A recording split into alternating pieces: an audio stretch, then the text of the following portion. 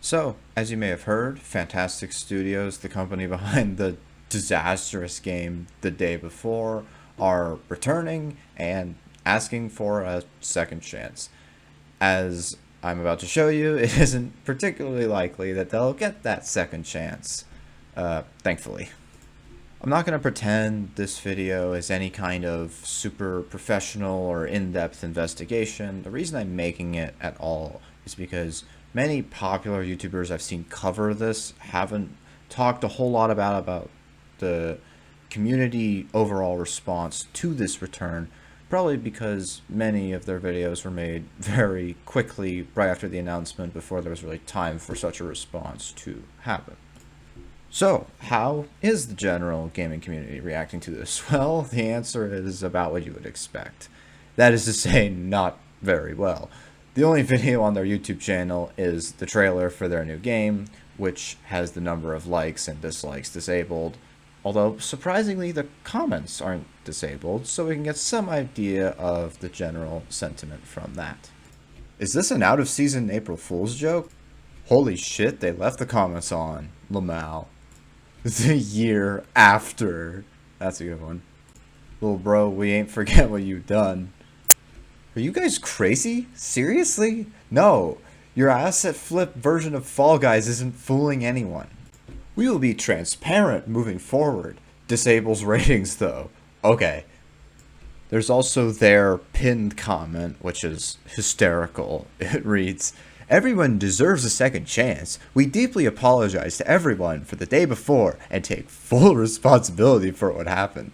Check out our plan, FNTASTIC 2.0, where we share how we'll fix our past mistakes and are preparing to return better." And this comment has 16 likes and 74 replies, which should tell you everything you need to know. So yeah, things aren't exactly looking great for them, but let's see what this new game they're cooking up is. Maybe it'll be something interesting. Spoiler alert, it's not, and I'm about to get to that.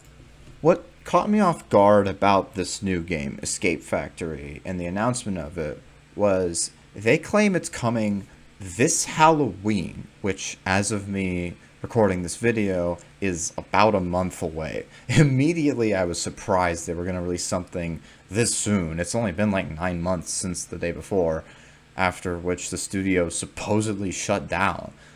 And in fact, their new game even has a demo, but that doesn't always mean the full game is functional yet. However, all of my confusion was quickly explained when I discovered this now deleted Steam community post, which shows that, just like the day before, this game is an asset flip. Shout out to Ocular Malice for compiling all of this.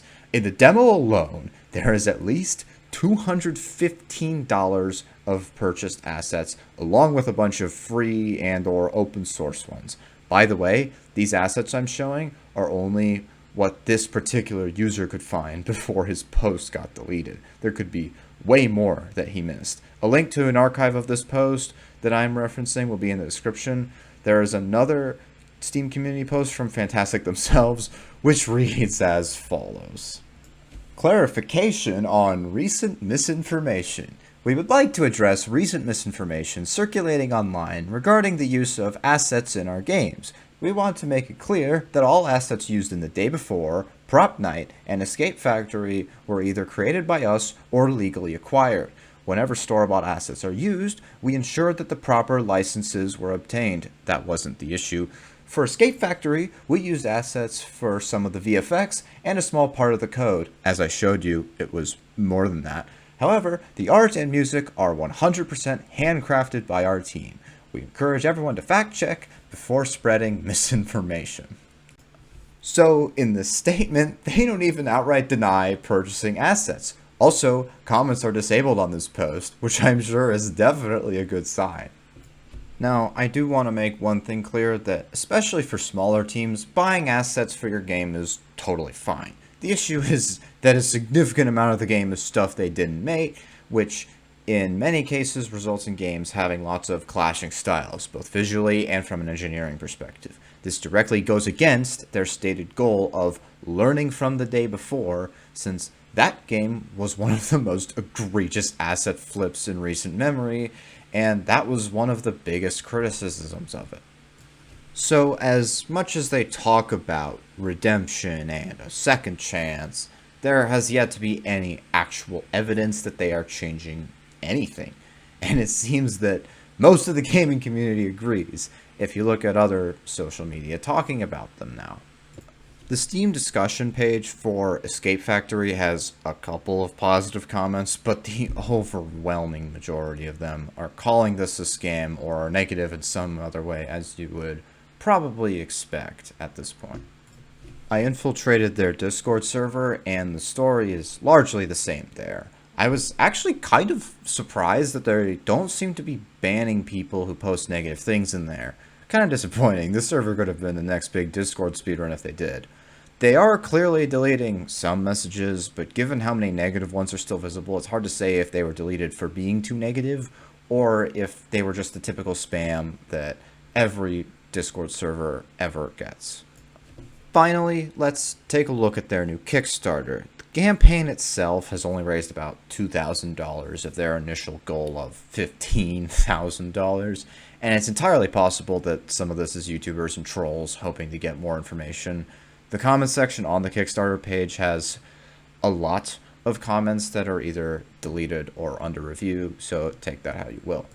Like everywhere else, there's still the occasional positive comment, but the majority consensus is still overwhelmingly negative. Shocking, I know. And that's basically everything I was able to find in regards to how the community reacted to their return overall. There's the occasional brainlet who supports them, but the overwhelming majority of the discussion is thankfully very negative, and it isn't looking particularly likely that they'll reach their Kickstarter goals or that Escape Factory will be a success commercially. They have a few supporters, but not nearly enough to keep this going, and honestly, after how the day before launched, good riddance. This company does not deserve your money or your respect. The only thing I can applaud them for at all is their sheer audacity to even pull something like this after cementing themselves on gaming's Hall of Shame last year. I'm confident Escape Factory will fail just like the day before did. Maybe not as spectacularly. If they manage that, I'll be genuinely impressed. But definitely not going to make them one of the most beloved game companies like they say they want to be. So, thanks for watching. That was how the general gaming community reacted to the return of FNTASTIC Studios, and it's about what you would expect from a community that is notorious for being angry and screaming at everything. So, I don't think this company has much of a future, and I will be really surprised if Escape Factory is in any way a success. If there's things I missed or other information, feel free to comment it. If there's something I got wrong, please correct me. I will have a pinned comment that will have any updates and clarifications if I feel the need to make any. So before you comment, check for anything like that first. If that's not there, then go ahead and say whatever correction you need to. And if you want to see more content like this, feel free to like and subscribe. I obviously don't, if you look at my channel, I don't do a lot of videos quite like this. I mostly review things that are more positive, but I wanted to make this because, like I said in the intro, I saw a lot of YouTubers talking about this, but I didn't see enough talking about how the community reacted to it. And again, I think that was because a lot of them made their videos like right when the announcement was posted, and the process of editing them and all that took long enough that that was all they could do to upload the video in a timely manner. They couldn't really wait for the community response, but I could, so I decided to wait a bit and have a look, and what I found was pretty interesting, but not exactly surprising. So yeah, see you in the next video.